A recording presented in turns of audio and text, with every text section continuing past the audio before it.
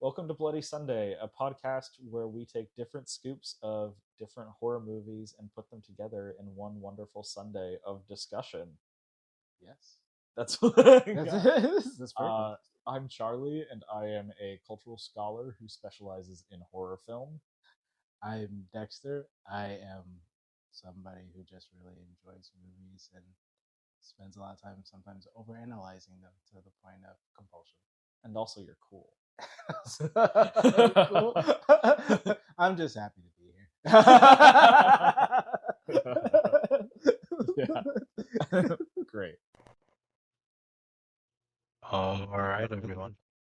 Welcome back to Bloody Sunday. We are now going to do our funny little challenge. Yes.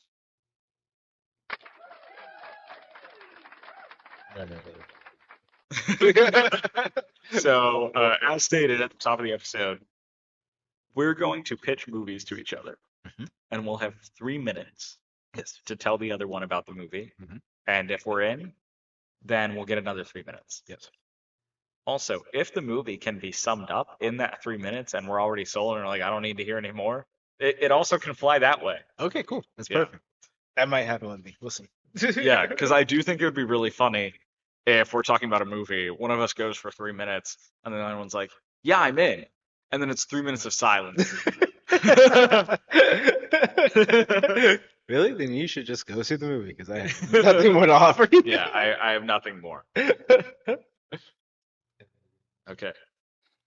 So, the first movie, that's going to be a Dexter poll. I have pulled up the info for the movie. Oh, yes. So I'll start them even for Dexter's just because I'm the one with the Letterboxd app open. I'll read the tagline and the synopsis to not spare any time. We're not going to do the ratings for the taglines. We'll just move on. Perfect. And then get into the pitch. Sounds good. So our first movie up Mhm. is The Surfer. Yes. Start the timer, please. And All right, 3 minutes on the clock. oh, stop. Cancel. Play. All right. The tagline is, "Don't live here, don't surf here."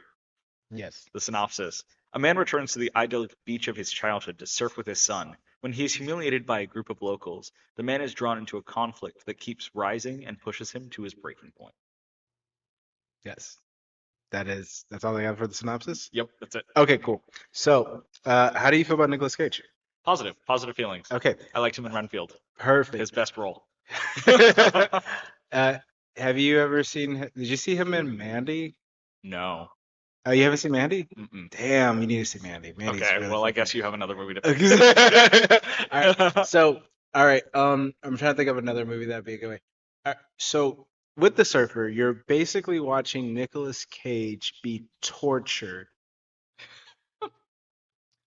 And like actually tortured or like psychologically tortured? psychologically tortured / like suburban mild mannered torture. Okay. Like he loses the keys to his car, so he has to sit at the beach in his car without AC. Okay. Or he has to drink rancid water out of a filthy sink in a public bathroom that's on the beach. Oh. He gets so hungry that he almost eats a rat. I don't know if this is telling me or making me not want to watch this movie. It's so like how can I basically the best way Is it like funny? it can be. It's because it's Nicolas Cage. It's like Okay. it's a mixed bag. So it's like if you if you are a Nicolas Cage fan and you want to see him just kind of like over exaggerate everything everything that's happening to him for like an hour and a half, it's a great fucking movie. Okay. But if So like if I want to see a man experience the trials. yes, Okay, cool. yeah. If you want to see a man, it's like trials and tribulations of like white suburbia, I guess. Yeah. Then yeah, go see. Then I think The Surfer is like the perfect movie for you. There is a little bit more to it than that, but that's pretty much like the golden. That's pretty much the only reason why you probably watch Nicolas Cage like react to like the awful things happening to him. Okay. I finished really early. I got like a whole 30 seconds left. Are you interested? Yeah, yeah, nay. Mildly. I'm Mildly? mildly interested. That's okay. Alright. I don't have a full understanding of the vibe. Okay. But I'd say I'm in. All right. So, trying to think of like a cult film, not a Yeah, cult. I want something that's like comparable. Yeah. Anything in the realm. That's what I want with our next 3 minutes. Gotcha. Okay. All right. Let me see. Play. Stop doing that. Let me think of the film. Let me think of.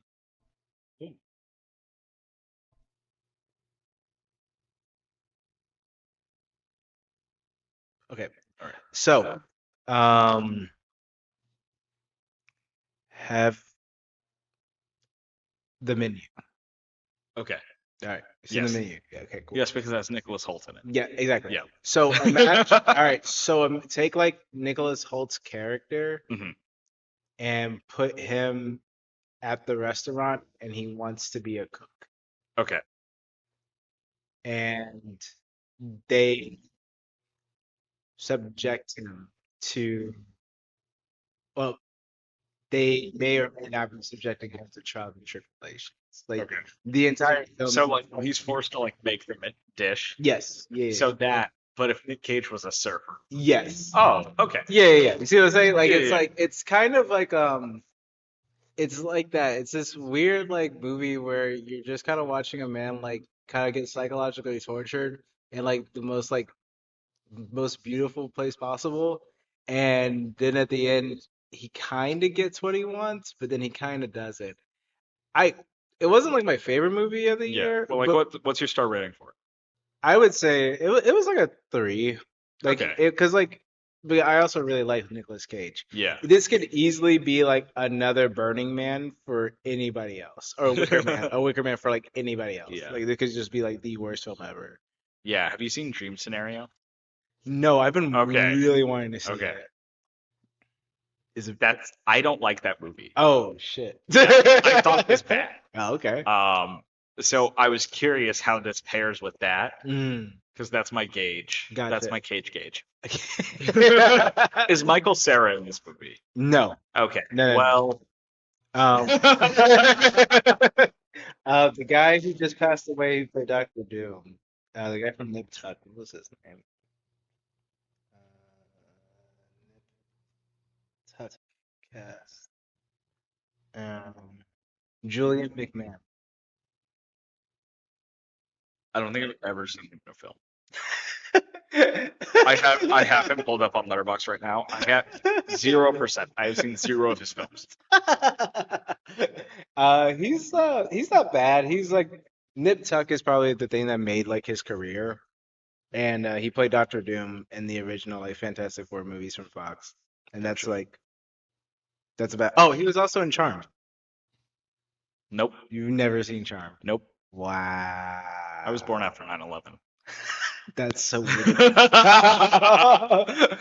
I remember being in first grade when that happened. They sent us home and everything. It was so strange. We were just like, what happened? They're like, well, you know. Anyways, that's the Something. sleeper. Yeah. Alright. Decent film. Cool. Now you're done. All right. So, our next film that we will be discussing Mhm. is Abraham's Boys. Okay. All right. Let me know you're ready. So, I'm ready. All right. The tagline for this film: Mhm. A Dracula Story. Okay. Okay. The synopsis is. Yeah, that's it. That's it. That's it. Yeah, hold on to your pants. Okay. All right. Max and Rudy, not to be confused with Max and Ruby the Rabbits. Max and Rudy Van Helsing have spent their lives under the strict and overprotective rule of their father, Abraham. Unaware of his dark past, they struggle to understand his paranoia and increasingly erratic behavior. But when they begin to uncover the violent truths behind their father's history with Dracula, their world unravels, forcing them to confront the terrifying legacy they were never meant to inherit. So that movie might sound cool to you. Yes. Yeah, it might be intriguing. Okay. Don't watch this movie.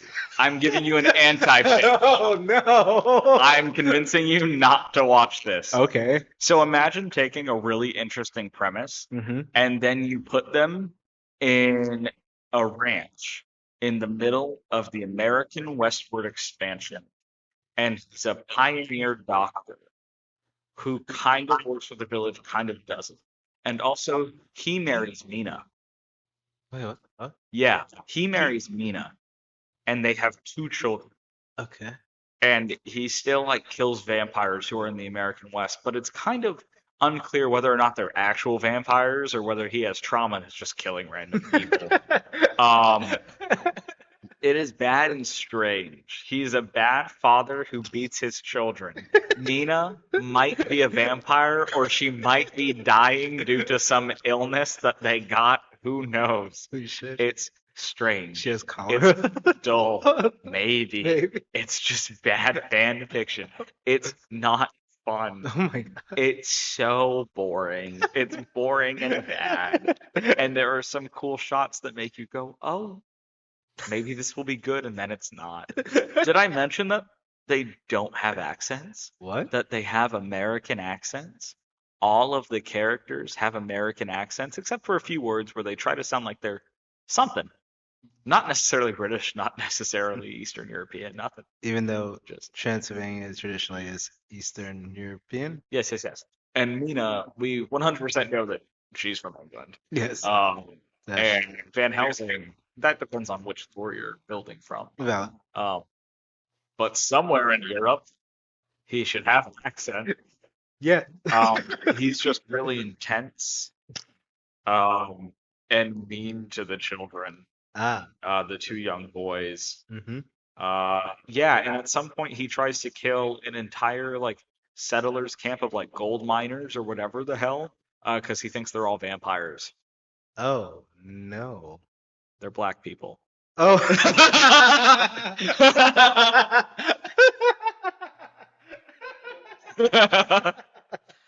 So Dexter, do you want to see this film? No, not really. Yeah. Thank you. I appreciate that. Okay. Do you like how I waited for that last drop? Yeah, I had a that's- second left. That was the Yeah, perfect yeah. way to sell that. Yeah, no. Yeah, I have no plans on seeing that Yeah. anytime soon. Now. Thank you. To be fair, just one last note on this film. Mhm. Not all the people in the settler camp were black, but the 2 characters that you know happen to be black. It didn't seem like it didn't seem like direct violence that's racially motivated. It just wasn't a good look. This happens to us. It just wasn't a good look. The 2 characters of color in the film happen to be the 2 that they were going after. So not a good look. No. No. That's even No. better. Okay. Okay. So our next film Okay. is going to be I Know What We Did Last Summer. Oh shit. Okay. Yeah. Right. All right. The tagline, Mm-hmm. you get the ending you deserve. Boo. Yeah, not good. All right.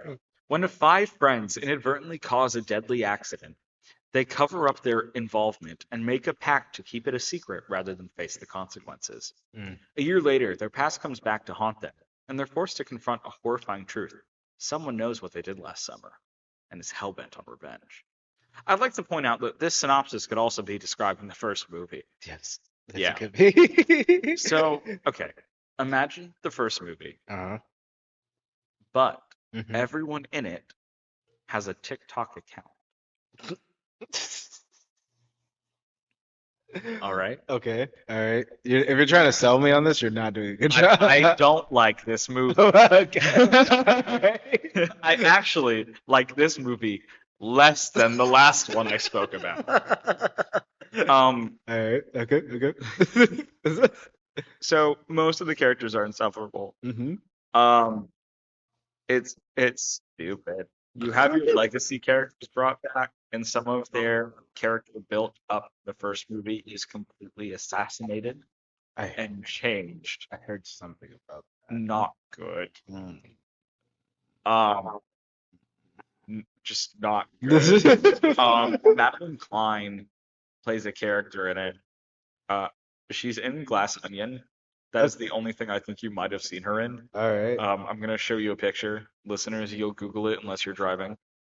Oh, okay. Yeah. And she was charming in it. She was like the only character who was like very TikTok-y. Mm. I mean, they were all very TikTok-y, but she was the only one who was very TikTok-y who I was charmed by.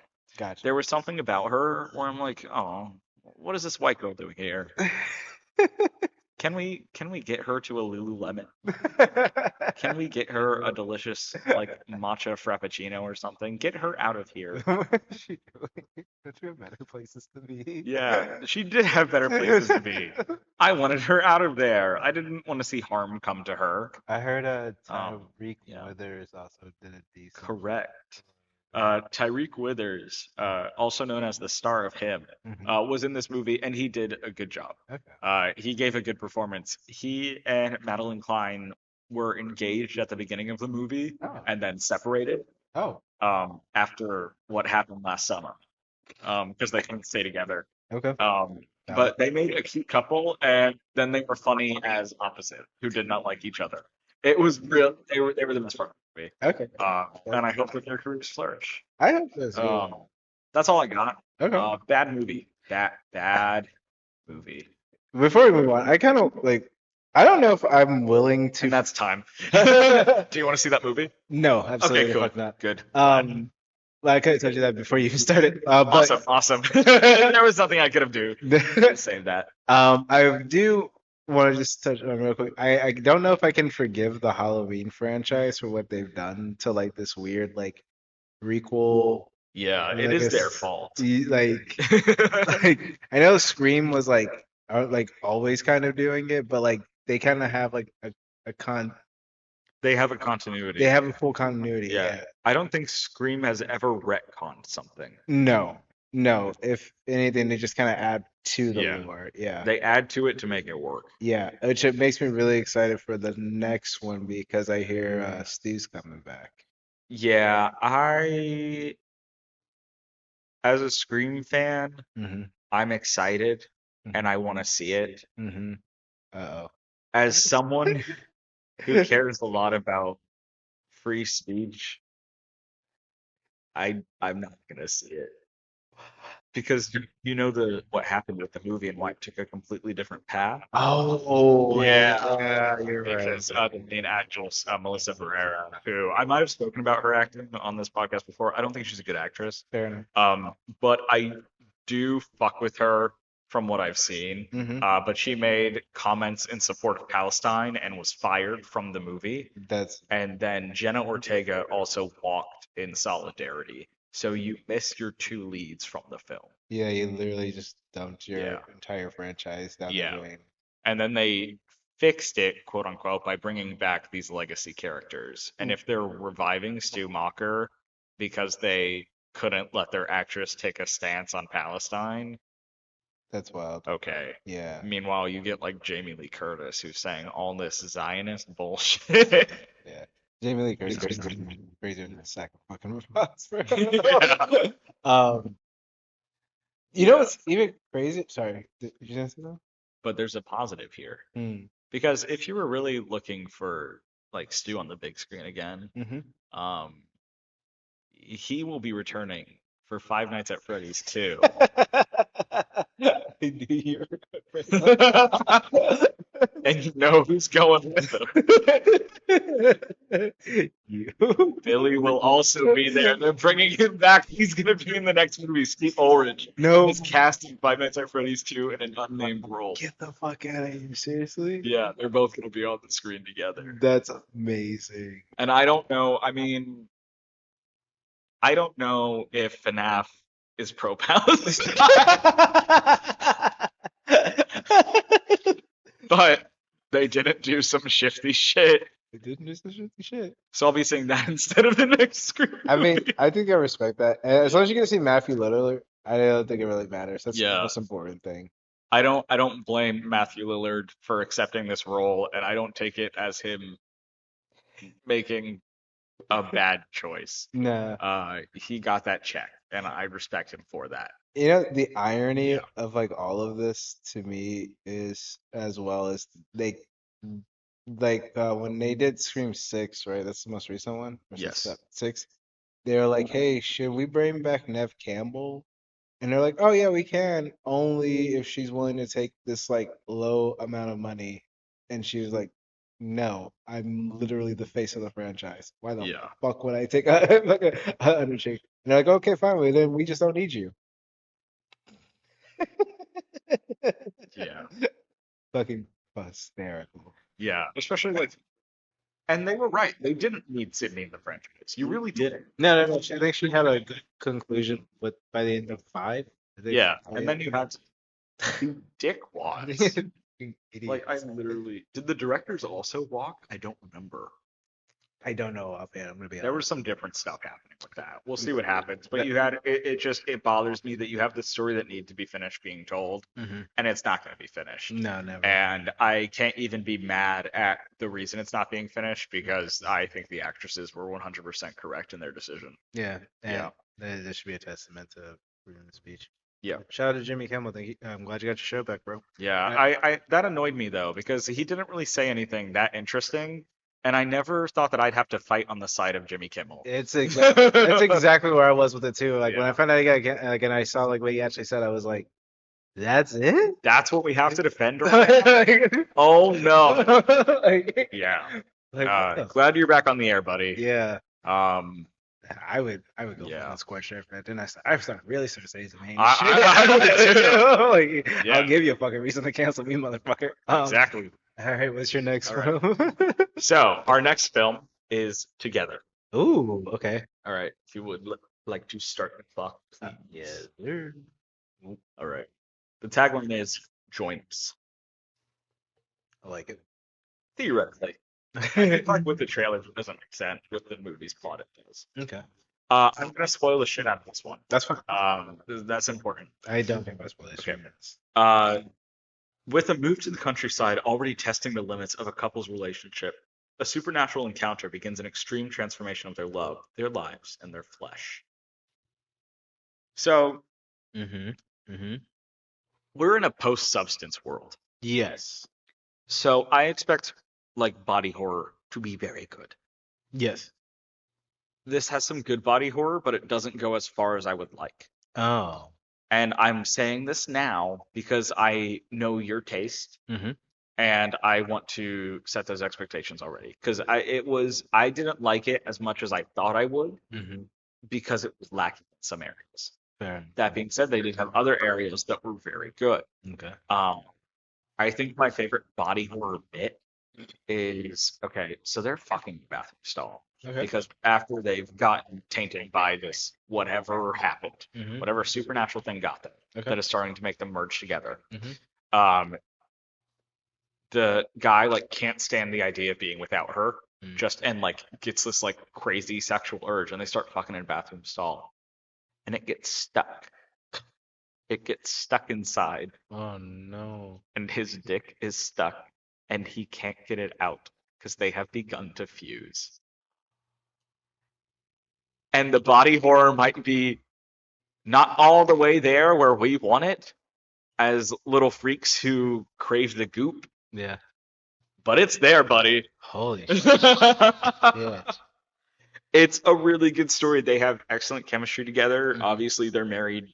They're doing like crazy shit. Mhm. Both characters are right and wrong at the same time, and they keep going back and forth, which I think is a really good way that like when they're arguing, you don't want to pick a side Mhm. because they're both making good points and bad points. It has really good comedy to it because you have two very good comedic actors who can also do serious stuff. Good. I think the horror in it's good. It has some excellent reveals going on. You have this great conspiracy that I'm not going to spoil that because I think that's interesting. I think that mystery is good. Like we were talking about with weapons, I think this mystery pays off. It might not be what you want it to be, but it's something that's interesting that I personally figured it out pretty early on in the movie, Okay. but I still wanted to see where the ride went. Okay, that's valid. And it has a sort of like what will happen to them and shows you a few different alternatives. But Ooh. ultimately, in the end, they do fuse together, Mm. and it is revealed that they become one singular person. And yes, they are non-binary. That's awesome. That is my pitch for that film. Fucking dope. Yeah. Yeah. Yeah, I totally would want to go see that. That's All right. amazing. Are you sold?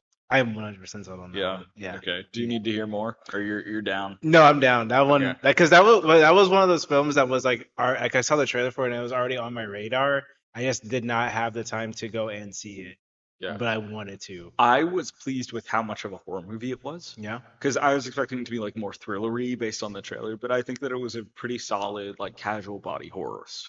And I'd like to read my review Please. to you. I gave it 4 stars, Nice. and I reviewed it saying, "This is what conservatives fear: a straight couple meeting a gay man who has corrupted the sanctity of marriage and turns them non-binary." Is that the plot for Rocky Horror? Fuck. Every once in a while, we just recreate the Rocky Horror Picture Show.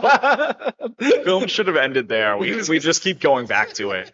Maybe that's evil coming full circle.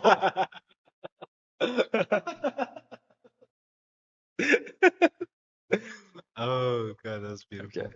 All All right. right. So our next film is Went Up the Hill, because I don't know how to count correctly. Gotcha. Valid. Okay. Okay. A Stranger Heaven.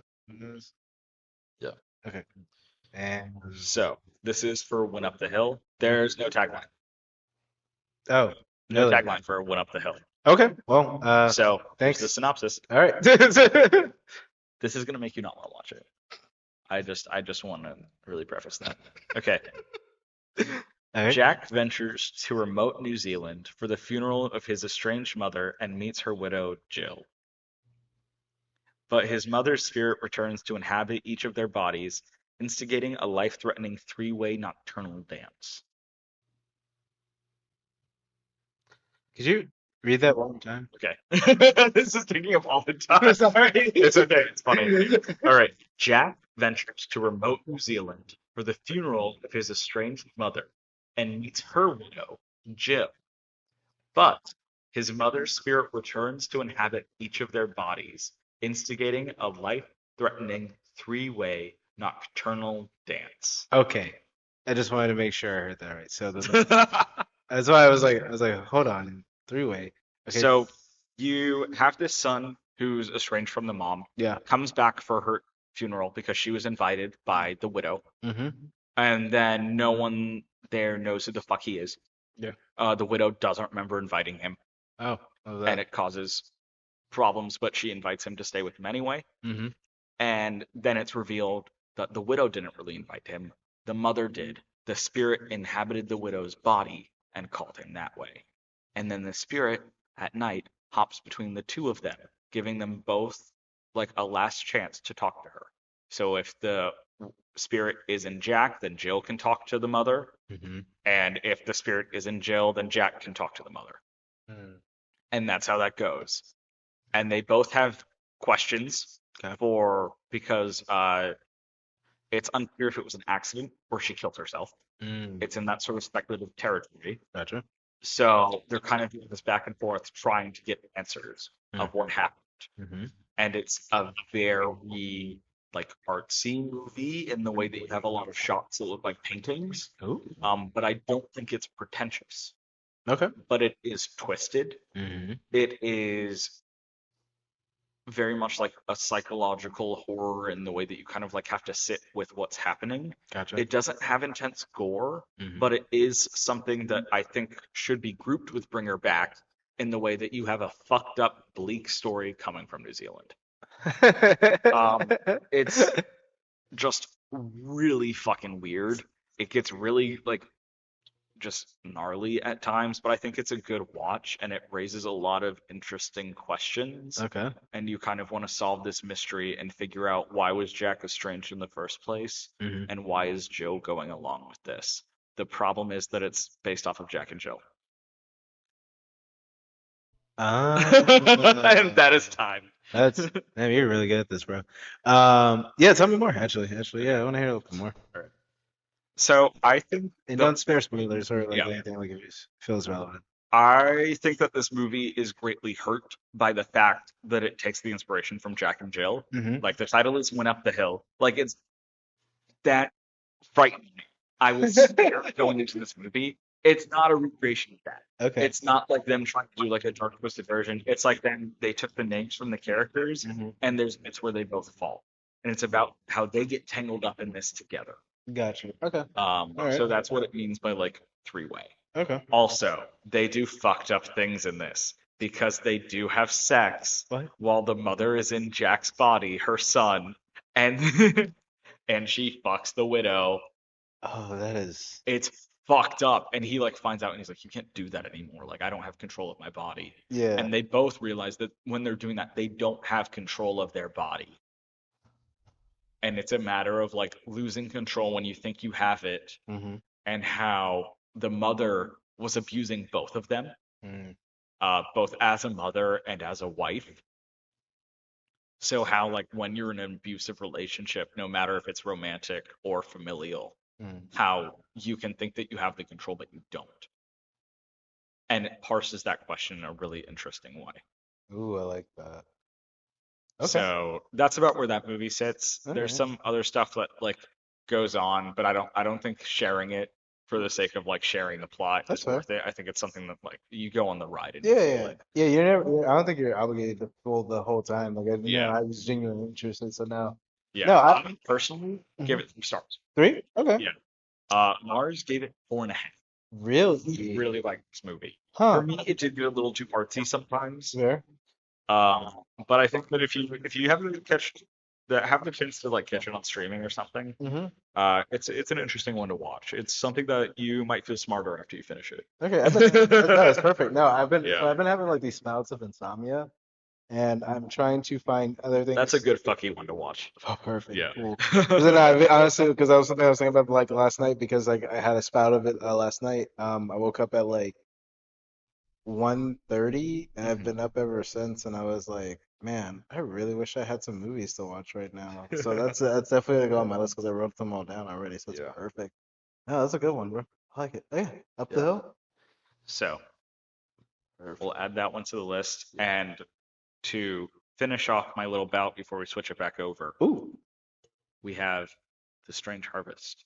Oh yeah. This is our next film. Okay, reset. Yeah. Pause. So we are restarting the clock. Okay. And And go. The tagline is, "He isn't hiding, he's waiting."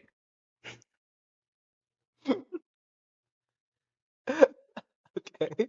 All right. All right. The synopsis. Detectives are thrust into a chilling hunt for, quote, Mr. Shiny, a sadistic serial killer from the past whose return marks the beginning of a new wave of grotesque, otherworldly crimes tied to a dark cosmic force. It is a faux true crime documentary about a serial killer. Ooh. Okay. All right. All of it is, of course, completely fabricated. Okay. But you sort of like sit with these detectives and like witnesses, etc., and they talk about the killer while they splice in like found footage Mm-hmm. or like crime scene photos, that sort of thing. Okay. It feels like an actual doc that you'd find on Oh. like Netflix or on TV or something, Okay. which is good and bad. Ooh. It's good in the way that it feels like very grounded. It feels realistic. It feels like this could all be something that has happened. Mm-hmm. It is bad, arguably, because it's super cheesy. It's super cheesy. They're talking like you would expect them to talk like on the thing. Okay. Yeah. The whole story behind it is kind of ridiculous. He's like into like astrology or some shit and trying to like align the stars and all of this weird fucking nonsense. Okay. But that also feels real. All right. Because that is a real reason that a serial killer would do stuff. They're fucking stupid. Yeah.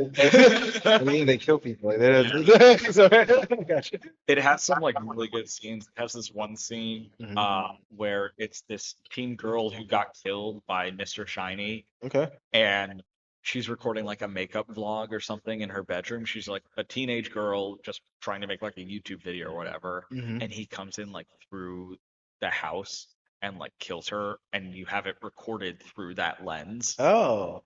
So it does some interesting things with like camera angles and like security footage All right. and just different things like that. So I think it's like an interesting watch. I would recommend it. I had a good time watching it. Okay. but it is also a little strange. Like it has some stuff where it's very clearly like some good practical effects Yeah. where you're seeing like these crime scene photos, but it had another one where it's a crime scene photo and like a dog died and the dog was blurred out. So I'm like, okay, you couldn't like that's just weird. Like Yeah. you didn't have to show the crime scene photo if you're gonna be weird about that and inconsistencies like that. And then you're gonna show the dog or something. It's just strange that that's where they drew the line. That's odd. When the film premiered, it had AI in it. Oh. But I looked it up and that was removed upon the theatrical release. It was something like they were crunching to get it out in a film festival. They put AI images out. It was removed from the theatrical release. Oh, okay. That's contested by some people, but that's what the director said. Okay. And I didn't see anything obvious, but that kind of made me feel weird. That's fair. So, I'm not exactly sure where I feel about AI these days. Like, I get why some people use it, and then other times I'm just kind of like, you're being a little lazy. yeah, I don't think you should use AI in your filmmaking, Fair. That's valid. especially like if you do all of this to have like practical effects, like just stage like because they're not really showing like a lot of violence on screen, Mhm. but like crime scene photos where you're having like these bodies that have been drained of blood and tied to chairs, and you actually made that with practical effects, Yeah. and then you used AI for something else. Like it just doesn't make sense. It's another inconsistency in the logic. That's valid. I can see that. Yeah. So how have you ever seen the Polinsky tapes? Uh, I've seen the Poughkeepsie tapes. That's what, yeah, Okay, sorry. cool. Is it so is it like that? Yes, I like this better. Really? I like this movie better. Huh. Okay. It's like that, but it doesn't make you feel bad because I don't feel like it's misogynistic. That's valid. Yeah, That's actually pretty the valid. Poughkeepsie tapes. I think it's interesting. I like some stuff they do in it, but Mhm. like it gives me a dirty feeling in my stomach where I'm like, I don't like how you're treating women in this. No, that's fair. Yeah, how he treats that one Yeah. chick is pretty fucked up. Yeah. Yeah. I guess I know I understand like why it happens because you want Yeah. to, like, you need to see like how bad it is, but then at the same time it's kind of like Yeah, that took me out of the realism for that one too, because they wouldn't show that in an actual documentary. No, not even a little bit. They would No, probably have like they would have described it. yeah, they had like a detective be like, so what you would have seen in these tapes is him like doing all these kinds of things. Yeah, yeah, no, you're not. Yeah. Well, So, if yeah. if it's in the same vein and you think it's better, I'm willing to give it a shot. I don't think based off everything you told me, I think I'm good. I don't want anything else because I want to come into this one a little bit more not knowing. Do they find them? I guess it's like, I don't think they do. oh, that's even better. Okay, cool. Yeah. All right. Well, I really hope they're not trying to sequel bait it because I don't think that's They're not. It okay. didn't. It wasn't. It was like an indie film. It did not do that Okay. well. All right. I'll keep an eye out for it. Sorry, indie film. Okay. So next we're with you Mhm. for Predator Killer of Killers. Ooh. Yes, yes, we are. Forgot about that. All right. So let me know when you're ready and I'll hit you with the tagline and synopsis. Do it, my friend. Right. The hunt begins. Mm-hmm. Right. The synopsis. While three of the fiercest warriors in human history, a Viking raider, an ninja from Japan, and a World War II pilot, are killers in their own right, they are merely prey for their new opponent, the ultimate killer of killers. Yes. Yes, yes, yes, yes. But before I begin, how do you feel about the Predator franchise? I have no thoughts and no knowledge. Have you seen any of the Predator? Nope. Really? Mm-mm. Have you seen the Alien films? I have seen the first Alien movie. Okay. How do you feel about the first Alien movie? Fine. Yeah. Yeah. How do you feel about aliens in horror as a whole? I'm pro aliens in horror. The reason that I'm like on the first Alien movie is because I think there's like a lot of good shit in it. Mm-hmm. But it leans more sci-fi than horror. Yeah. For me, That's valid. which I don't fully rock with. I always want more horror when I watch a sci-fi horror. Yeah, I think the Alien film itself is a nice blending of both. Yeah. It's a good movie. It I is. want on the record that I do like the Alien movie Yeah. before I get tarred and feathered. Okay, so the opposite end of that would have been the Predator series, right? So Alien was very much like the first. We're going to start just with the first one, right? The concept Okay. of the alien, you're in space, no one can hear you scream, creature, unstoppable. Okay. You are an average person going against this ultimate killing machine, right? That's the horror, right? Yeah. That's the dread. Now, with the Predator franchise, they did something a little bit different. What if you had an alien that came to Earth specifically to hunt the most dangerous people in the planet? Okay. So the original Predator is a fantastic sci-fi horror film because it turns everything that you would take from an action film on its head. Hmm. So not only did you have Arnold Schwarzenegger, you also have, what's his name? Not Bill Withers. Who's the cat? Jesse Ventura. You had Shane Black, Predator cast. Um, yeah, Carl Weathers, Bill Dukes, Sonny Landham, all all big, Yeah. burly. Like you see these guys, like all big, burly, Yeah. giant, like You specimens. have like a squad. Yeah, you have a real squad, Yeah. right? And what you're watching is these men turning into the prey, Gotcha. and there is nothing that any of them can do to change that. Hmm. And that's where the horror is. And this alien isn't like the one in Alien. It Yeah. uses tactics. It knows how to Yeah. uh, like set traps and booby trap, set traps and signal and hunt. All right. Your timer ran out, but I'm in. Okay. So I would like to hear more. Okay. So that's basically the concept of the Predator. That's where like this whole Okay. universe gets spawned from, right? This is a culture of aliens that are that their entire culture is hunting. Yeah. They every other technology, everything that they have is all surrounded by the idea of the thrill of the hunt and the game. This movie is taking that concept and telling more like a couple of small individual stories and tying it all up in the end, right? Yeah. So you get this Viking story where the Viking raid leader is hunting down the killer of her son, and she fights with a shield like Captain America. Yeah. So in this process of doing so, she runs into a predator. She has this interaction. Yeah. It's that one is very it's a very quiet piece, but the animation is Yeah. beautiful. Second one is very all these animations are very much in the same style like the K-pop Demon Hunters kind Hmm. of thing, but a little bit more grittier. Gotcha. Second story is the ninja one, and I think that one's probably my personal favorite because it starts off with basically one brother who was casted away from the clan coming back for revenge, Hmm. and the process of trying to get his revenge, they run into a predator. So the brothers have Gotcha. to team up to fight this one predator, Hmm. and they do and there's some pretty solid action pieces with Yeah. it. The last one is a pilot, and that one I'm gonna be honest, probably my least favorite out of the Hmm. three, but the character was very endearing. He's like a very, like what's what I'm looking for. He's a very like a sporadic talk. Oh, I started hit play, my bad. I'll start it. I'll do this. There you go. He's a very sporadic type of guy, very absent-minded, and he like basically figures out a way to like fight this predator on a ship, like in the air, at the last second and succeeds, right? And then it all cultivates with all three of them getting together, and facing up against basically like the mega predator. And do they succeed? Do they not? That's the best part of it. Yeah. You just don't know.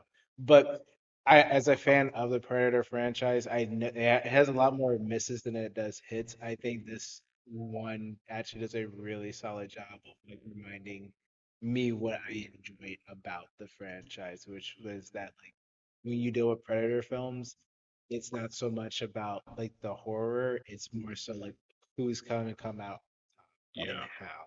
It's like watching like a good Predator film is like watching You're Next. Like you Hmm. don't know how the character's gonna come out on top, but when they do, you're like, that was Cool. yeah, Yeah. I'll watch that. yeah, yeah. Yeah. I'm in. It's only like an hour and a half too, so it's like you Yeah. can go burn through it in like less than that time. Perfect. All right. Cool. So our next film is Witchboard. Oh, yes, it is. Okay. So whenever you're ready. Yes, let me see this. All right. The tagline is Dare to Play. From horror mastermind Chuck Russell, a cursed witchboard awakens dark forces, dragging a young couple into a deadly game of possession, deception, and supernatural terror in New Orleans. Hmm. So I just want to tell you Chuck Russell's top 4 films on Letterboxd, Okay. All right. in case you were like, horror mastermind. All right. I'm not that familiar with that name. Yeah. Give it to. The Mask, Oh. Nightmare on Elm Street 3, Okay. The Blob, Oh, which the 80s one, respect? and The Scorpion King. So you might be thinking, with that lineup, clearly this guy is the horror mastermind. Might as well be Wes Craven. Okay. This movie is not good. This movie is a remake. Oh. Another movie, also called Witchboard, which is pretty solid. I think that's a pretty fine movie. This remake of it takes like none of the elements. Very little in common. Has a strange and convoluted plot Mm-hmm.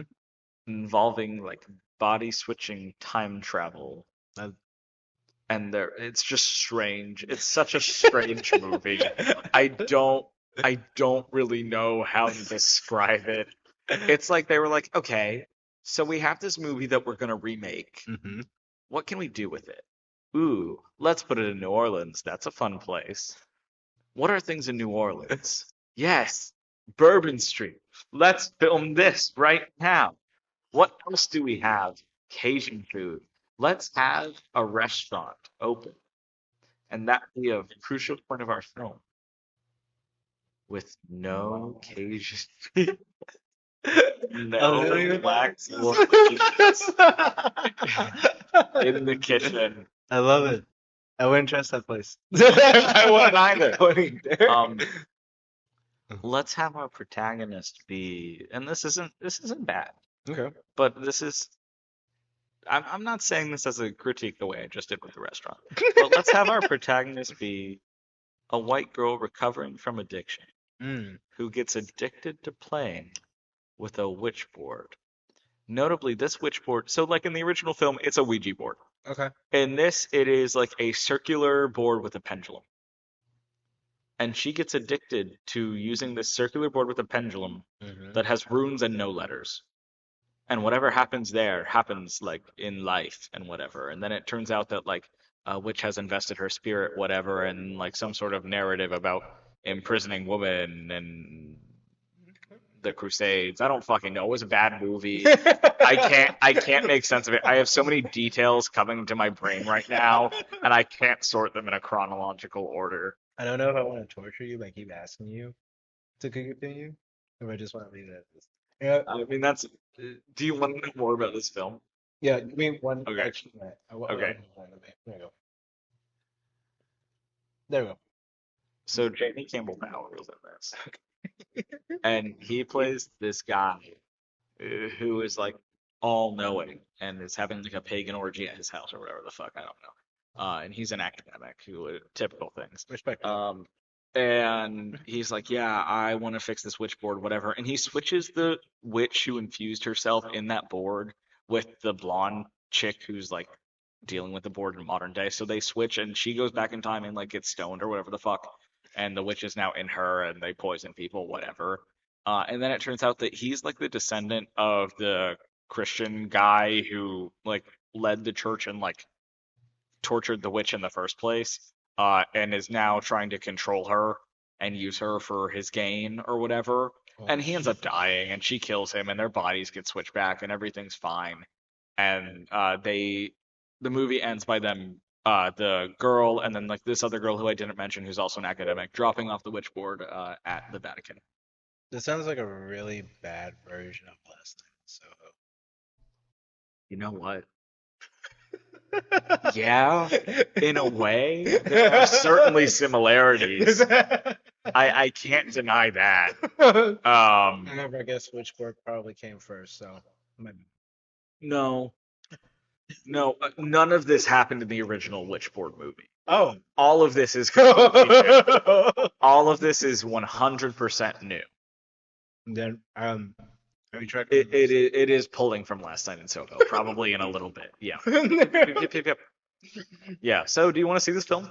I'm gonna be fuck no. All But right. Cool. Cool. Don't see this movie. okay. Don't see this movie. Glad we had that talk. I think I'd rather just watch Last Night in Soho.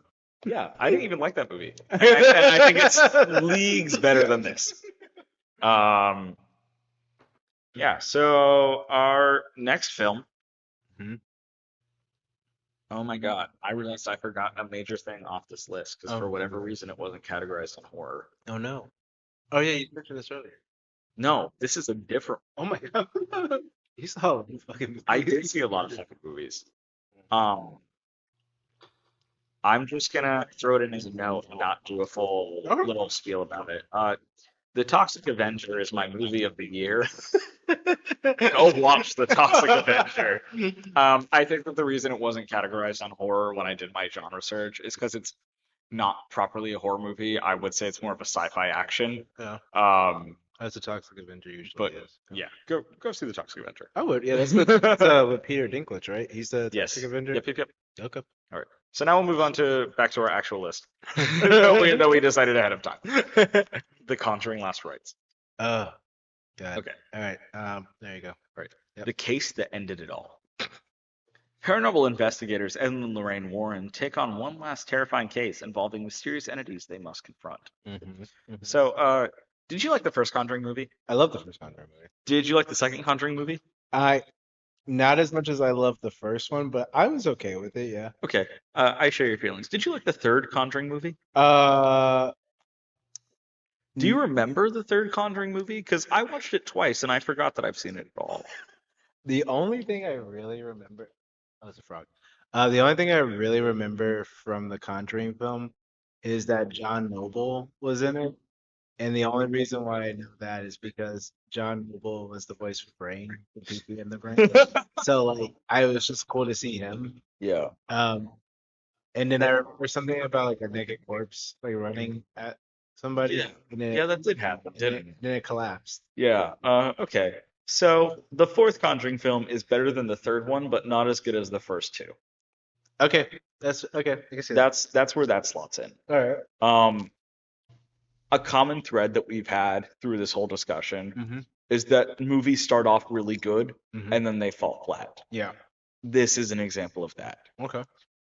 They sort of explore the relationship with Ed and Lorraine and their daughter Judy, Mm-hmm. and bring it full circle to the point that they do like this backstory that they were dealing with a case when Lorraine was pregnant and it involved a mirror and the mirror broke and there was some sort of demon involvement and then she gave birth to Judy who was stillborn and then she was revived through the power of God. And now years later they encounter the mirror again and the demon wants to possess Judy and kill her.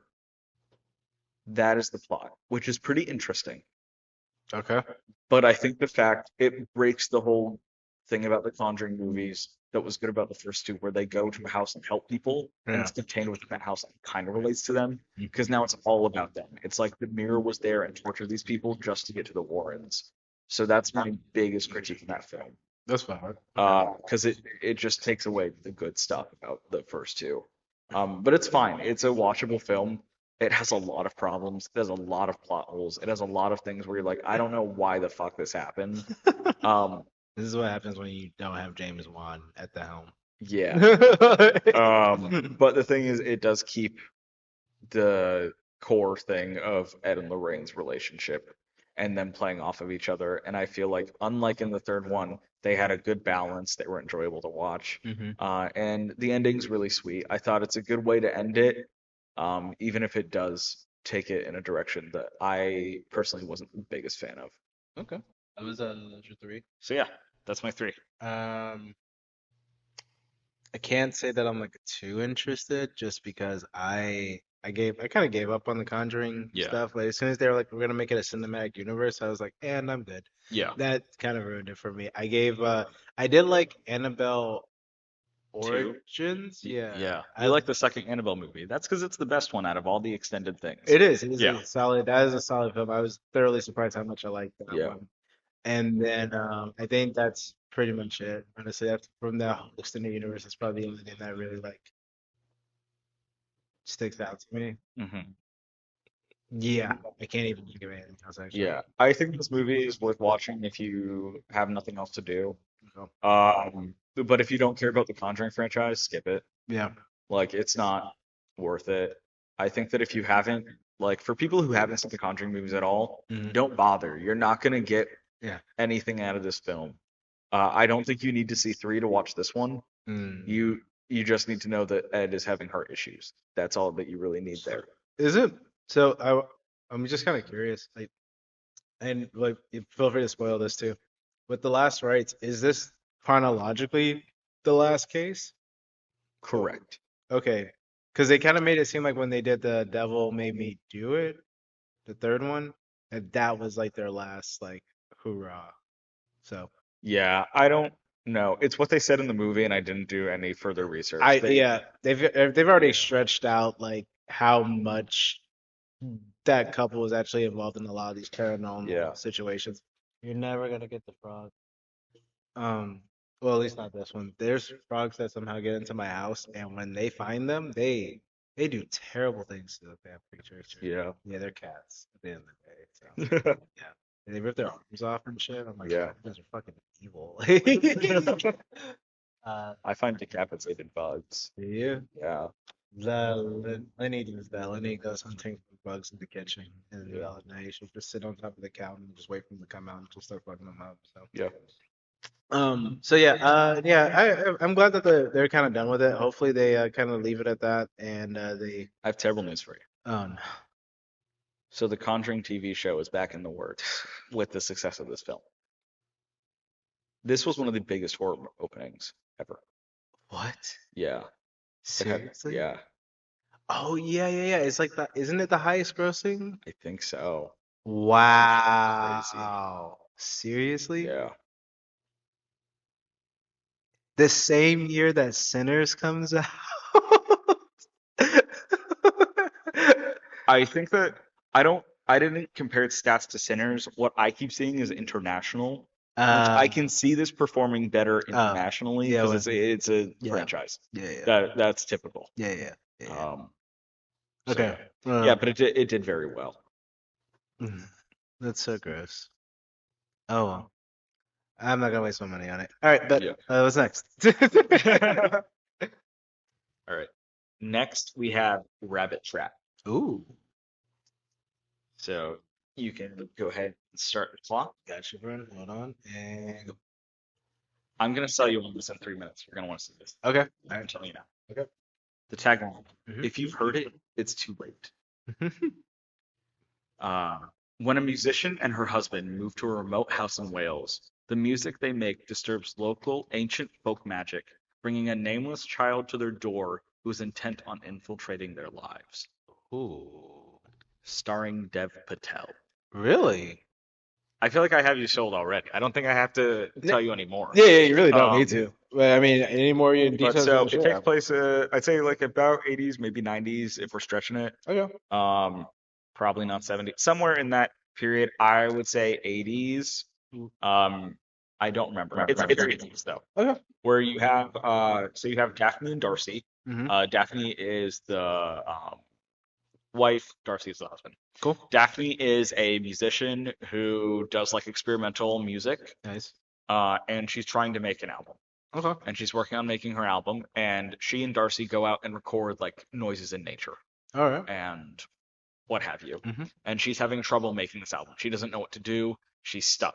Darcy keeps going out and trying to find new and interesting sounds. He's walking around once, and he has this large machine with a big microphone and headphones that he like carries on him. Mhm. And he hears like this interesting noise, and it sounds like people talking, but he doesn't see any people. He's in the middle of the woods. He keeps walking around. The chatter gets more intense. Ooh.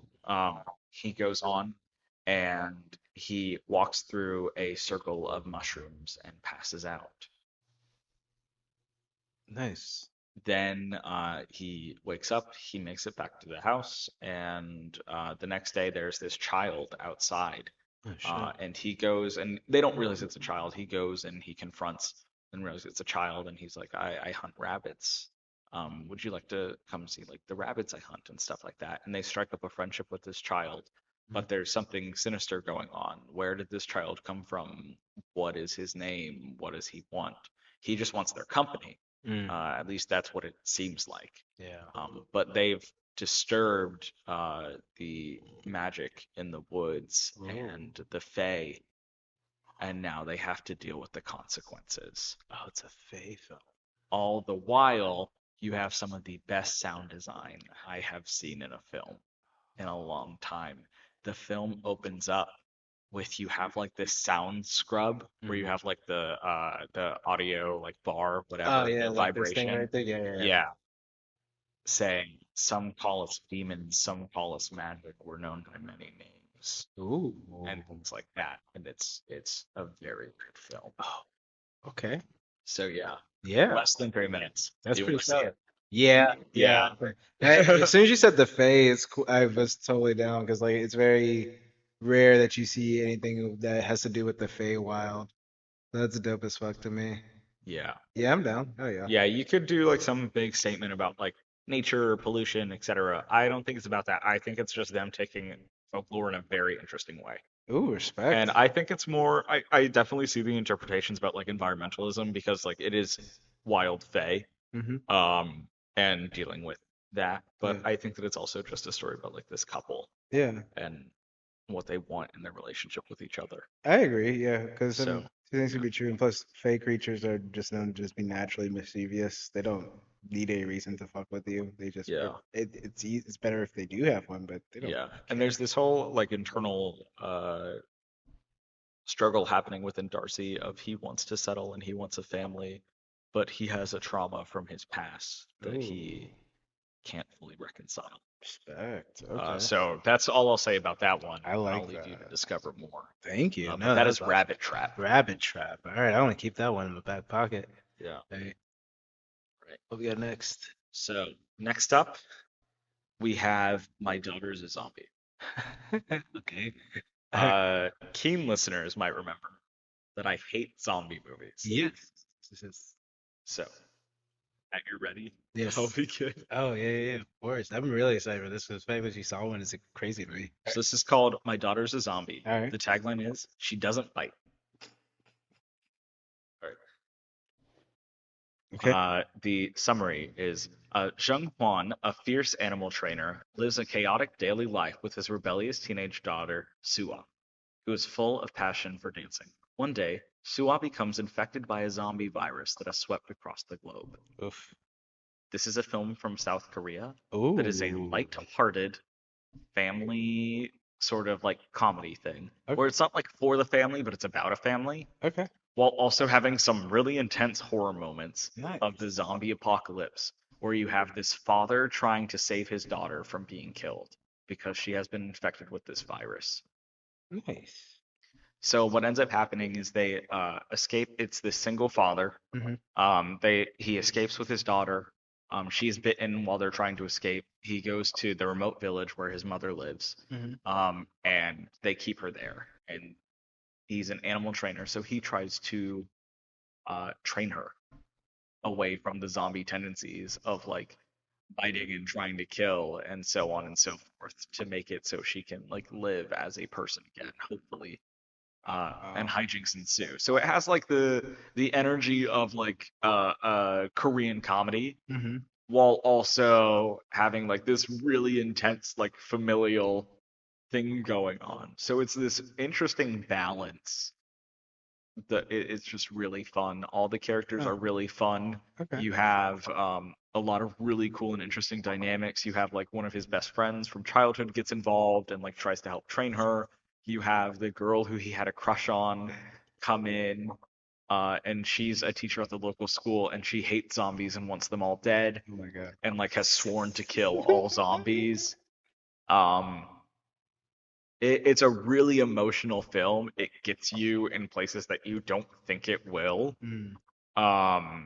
It's a really cool watch. It's something that I'm really glad I got to see in theaters before it went out. Okay. But yeah, it is the highest grossing film out of South Korea this year Really? because it is based on a story, a comic of some sort that is really popular in South Korea.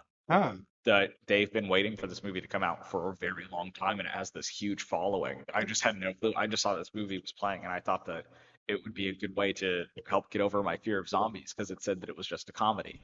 It has some horror elements that are real scary. It has a really intense like moment when they're trying to get through like the zombie mob. Mhm. But it's cute. It's a cute father-daughter story. It Aw. has like some internal turmoil there and like their relationship. Mhm. So yeah, it's an interesting one. Okay. So if you ever see it streaming somewhere, I recommend it. Yeah. That Yep. sounds dope. Yeah, I'll put it on there because I know I still haven't seen to Busan, and I Yeah. know that one's been that's like a I haven't seen that. yeah I don't know if I will. yeah. That one that's billed as scary. Yeah. Hmm. Just that fast. Did you see it with Warm Bodies? Okay, so yes, that was actually my introduction to Nicholas Hoult. Because Oh, as a kid, that was before I knew I was scared of zombies. okay, valid. And I wasn't scared when I watched that movie. Hmm. I don't know when this fear developed. I would love to like do a deep dive. I have no clue when this fear developed. I don't know why. Understandable. It was probably The Walking Dead. I probably saw like a clip from The Walking Dead, and that ruined me That was because that's about the time that I would have. That's post Warm Bodies, hmm but I have public consciousness at that point. I saw the trailer for Warm Bodies as a child and thought he was so hot that I needed to see that movie. But no one would take me to see it in theaters. Oh, So I rented it from DVD Netflix. And that was really big for me. And yeah, he was really hot in that. And I'd like to revisit it yeah. and see if his hotness saves me from my fear of zombies. I Um, think you should do that in your own time. I think that sounds awesome. yeah, I probably will. You should. Yeah. Should. Yeah. In Shout out fact, to Nicholas Hoult. Love shout when he's pale and has his hair that falls in his face out. and piercing blue eyes. Love it. Uh, That's awesome. Shout out to Renfield specifically. Second Renfield mention of this episode. We need to have a movie night. Yeah. I want that so badly. Okay, thanks. Right. All right, fuck it. So this brings it back to you. Ah, 28 years later. yes. Boots. So this is our Boots. penultimate Boots. Boots. film. Yeah. One of also a film of the summer, technically speaking, but All right. um, So let me know when you're ready. I got the tagline and synopsis. all right, and go. All right. In 28 days it began. In 28 weeks it spread. In 28 years it evolved. Right. 28 years since the rage virus escaped a biological weapons laboratory.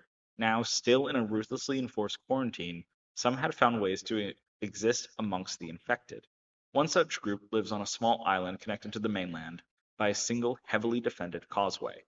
When one member departs on a mission into the dark heart of the mainland, he discovers secrets, wonders, and horrors that have mutated not only the infected but other survivors as well. Um, so I know you're not a fan of zombie films, so this is already going to be kind of like a hard sell. Yeah. But what if I told you that this is like a zombie film in like the lightest of ways? How so? So, as you read in the synopsis, right, it Hmm. says that the virus evolved, Yeah. and they run with that concept like fully through and what that would look like. So instead of having like what you would normally associate with like your normal like zombie, like those flesh and like skin and Yeah. everything like that, these infected Yeah. are almost just primitive people Hmm. in a lot of ways. Like they have to eat. They Yeah. can have children. There's different forms of them. So you Hmm. have like your average one that you would associate, which would be your normal infected person, uh, malnutrition, long hair, fingernails, and Yeah. will run at you and things like that. But then Hmm. they also have like these things they call alphas. These alphas are basically where the rage virus acted like a human growth steroid Yeah. and made them, Like fucking ripped. yeah, and Okay. they're like massive fucking Ah. like things like fucking like bodybuilder size, and this is just Yeah. them naturally. So you have like alphas, and then you have like bloaters, but Hmm. like I guess they don't call them bloaters, call them what are they like scavengers. They're like bloated infected people Yeah. that don't walk. They crawl Hmm. everywhere and they eat like bugs and stuff off the ground. Yeah. Um, so it's more like a nature documentary, or more like a nature film that uses like a virus and how it would evolve with its infected people, Yeah. and you're kind of seeing it through the lens of this kid's eyes for the first time. Hmm. Like, there's nothing there. You don't really see anything that's to the extent of like how you would see in like 28 weeks. I mean, there is the scene. I will say that. Yeah. The opening scene is I fucking. was gonna say they have to have like a couple horror scenes. No, It yeah, can't just be a nature doc. no, no, no. Like, I would say the first scene itself is like fucking like jaw dropping. Like, it's like holy shit, they actually went there. But there are some horror elements. Like, there's are some parts where like these soldiers come onto the island. So the concept of the 28 universe Yeah, is we've that reached time, but I'm intrigued. okay. Yeah. The concept of the 28 universe is that this only happened in England. Hmm. So the rest of the world is like you and me right now. Yeah. Them, on the other hand, they have no technology. Everything has kind of regressed back into the olden Yeah. days. Bows and arrows, ammunition very light, melee weapons only. Yeah. All of it is stationed on there. And even in like this latest film, it's still only in England. It's still only in England. Like they actually they use that concept really well because what happens is there's this part where you see like people are like SWAT uniforms and like Yeah. guns and stuff. They're getting chased down by infected people Hmm. and they get fucking destroyed. All but like one guy. He escapes and he runs into like the main character while he's on his journey with his parent and he like starts talking about like how he like they ended up on the island because their raft got taken by the water and they ended up on and didn't know what to do and now they're Yeah. here and like and then that the island has a no contact so if you end up getting on the island Yeah. you can't there's no Hmm. they won't let you do that Yeah. they'll kill you so he's like trying to get used to his new life or like his new surroundings and like it's like kind of funny because it's a little bit like a lighthearted comedy and it's a Hmm. coming and I think more It's than a anything coming of it age. is a coming of Yeah. age story in like a very dark but like beautiful way. But like the soldier from like our world, right? He shows like this little boy like a picture of his like girlfriend, and Yeah. she's like what I guess what we would consider attractive in our modern day society. Hmm. Big like injected lips, like thin blonde Yeah. hair, makeup. Hmm. He's the kid looks at her. He's like, "Is she okay? She looks like she's having an allergic reaction."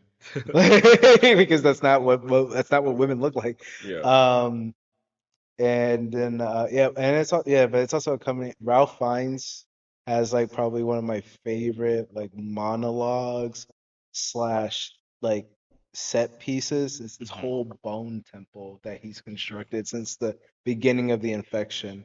And he talks about having to like learn to live with death and remembering how to love and remember that you must die. And Yeah. it's awesome. It's a zombie film, yes, Yeah. but the zombies really do take like a back burner to the rest of Gotcha. yeah. So I know you like you're working on your I still got to build my way yeah, up. yeah, I know you have your way Yeah. up, but I will say that you don't with this film in particular, you don't necessarily even need to watch the rest of the other Gotcha. films. You can come into this one and just accept this world for what it is and kind of like dip your toes into it like that.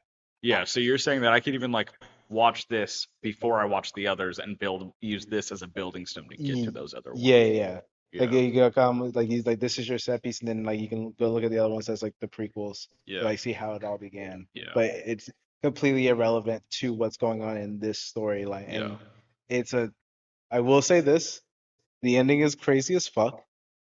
Comes out of fucking nowhere. Yeah. But it does that because it was meant to be seen as a duology. So there Gotcha. is another film that's coming out that's Hmm. already been filmed called 28 Years Later, The Bone Temple, Yeah. that comes out early next year. Hmm. And that is the second portion of the film that we got Yeah. this year. So Gotcha. yeah, I loved it. That is also probably up there on one of my favorite films of the year. Yeah. Yeah. That one I've only heard good things about. Yeah, it's a solid film. Yeah. There are some people who are like a little like detracted from it, but honestly, like I said, it's a beautiful coming of age story that just happens to use again, I won't even call them zombies because they're not autism. They're Yeah. infected individuals as like a background piece for why this Yeah. world exists the way that it does. Interesting. Yeah, it's cool. Yeah. It's pretty cool. What if I told you that all of the films that you pitched to me were already on my Letterboxd watch list? No shit, seriously? Yeah. That's fucking dope. Oh, hell yeah, man. Yeah, because you mentioned The Surfer to me once in passing, Yes. and I added it. Fuck yeah. I have a friend, James, who I brought up earlier, Mhm. who I read a Letterboxd review from, recommended Predator Killer of Killers and was like, I don't care if you haven't seen the other ones, you'd like this. So I added it. And then 28 years later is something that I'm interested. Yeah.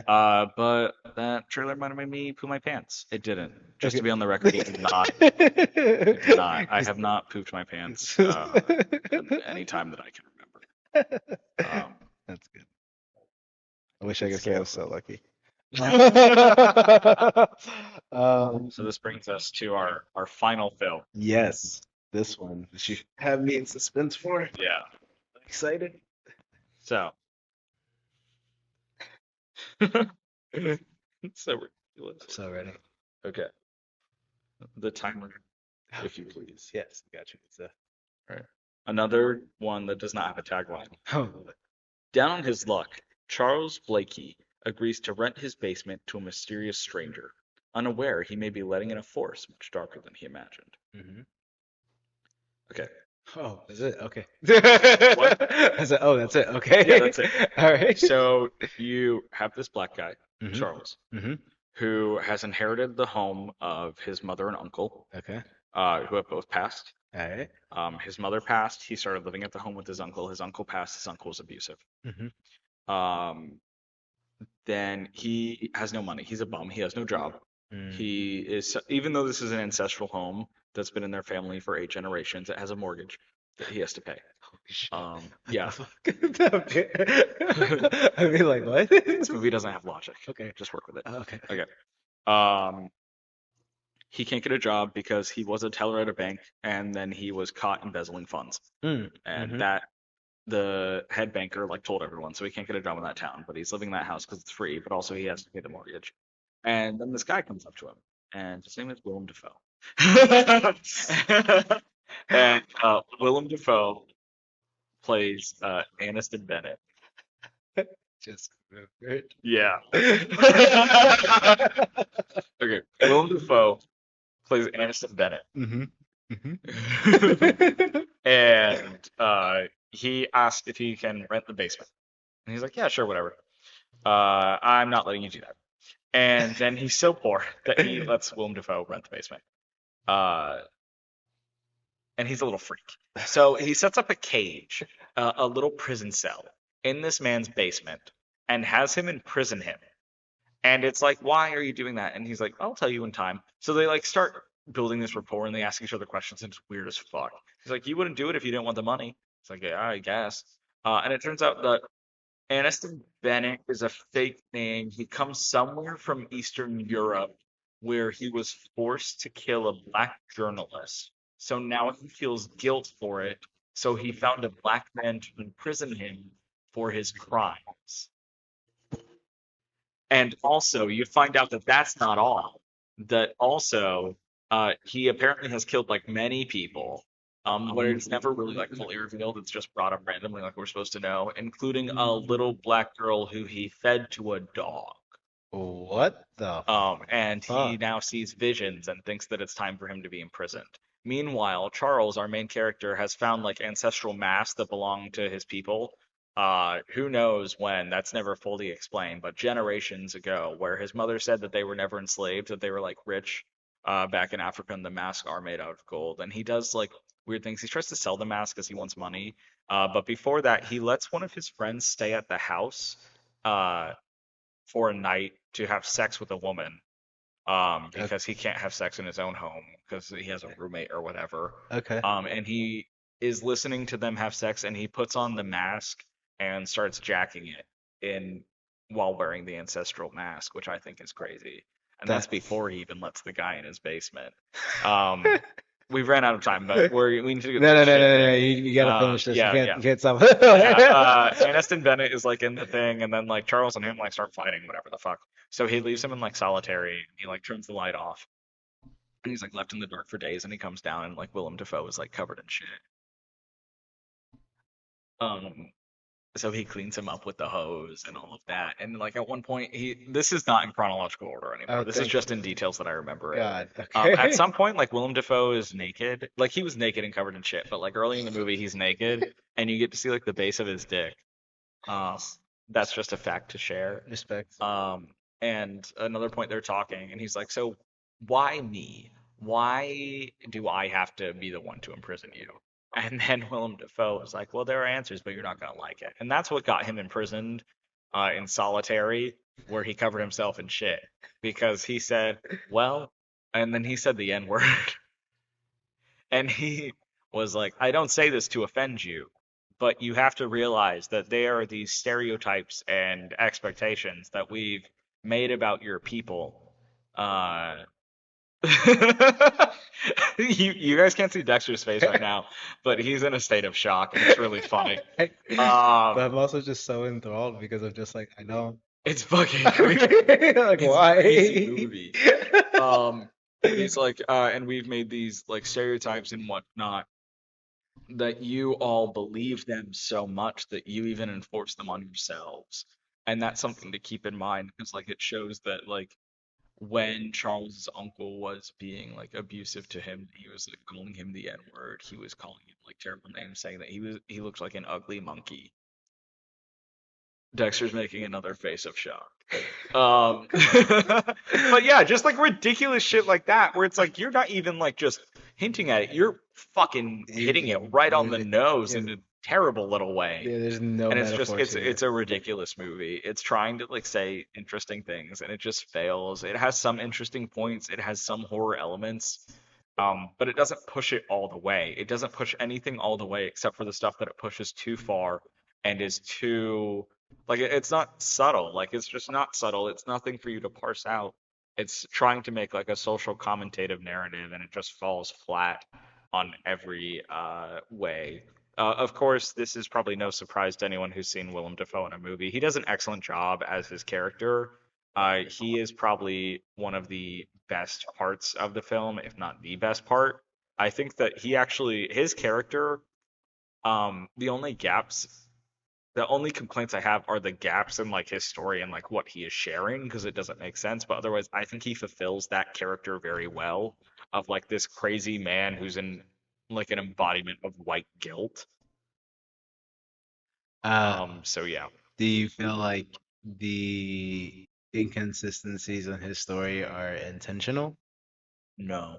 Oh, No. okay. I feel like it's just because it doesn't come off as like he's scattered or that they're scattered when talking to each other. It comes off like you were supposed to know as the viewer, like this was information that was previously shared and it wasn't.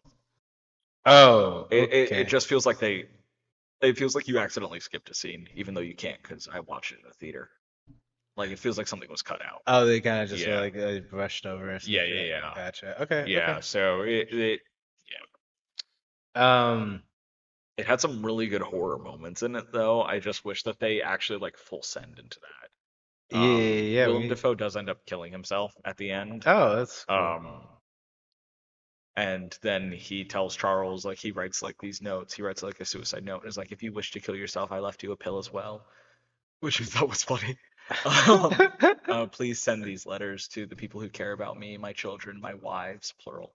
And Charles burned the letters, which is the appropriate thing to do. Yeah, And yeah, then yeah. he turns his house into a museum for like African history or something. I love that. Which is like a whole B plot that he's like trying to get with this girl who's like a historian or something, antique dealer. So they turn it into a museum, and you see him at the end in the cage, reading a book, which is strange. And then he looks directly at the camera.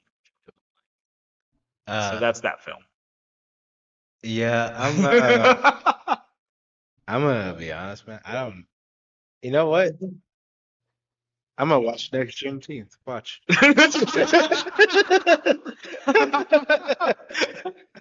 And on that note, I think that it's a long like there's a tradition ever since Get Out has come out.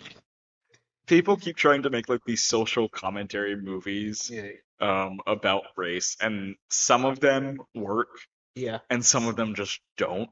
yeah. So I think this one had some ideas that it could have played with, and it just wasn't done well. I Mm. feel like it was a problem with the script. Uh, and there were just I could talk about problems that this movie had for a really long time. For like Um, everything that you're telling me, it sounds like really ambitious. Like the it is concept, really and I ambitious. said the Yeah. concept alone sounds like intriguing enough where I would want to like try to check it out. But I don't, I don't know how much of I would allow myself to get through, if that Yeah. makes sense. It's a lot. Like, Yeah. um, What really bothered me the most, though, is I think I gave it 2 stars because I didn't like it, but I liked.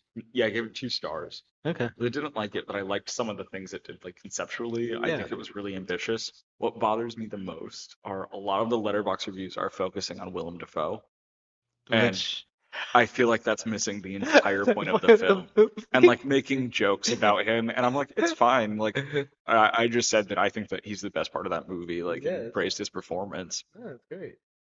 But if I watched a movie that was talking about like serious topics, like internalized racism and white guilt, et cetera, I wouldn't make jokes about Willem Dafoe in my Letterboxd review. Probably not. It would seem Yeah, a little, like just a little bit in bad taste. yeah, just a little bit. just a little bit. Yeah. Uh, yeah, I'm gonna watch on Juneteenth. Watch. I'm gonna do that shit. Here we go. We celebrate. I might even invite my family over. We'll see. Oh God. Good plan. Good plan. Thank you. I think that's gonna conclude today's episodes. Yeah. Yeah. All right. Thank you for tuning in. Our next episode, it's going to be a banger. Oh Yeah. yeah. Yeah.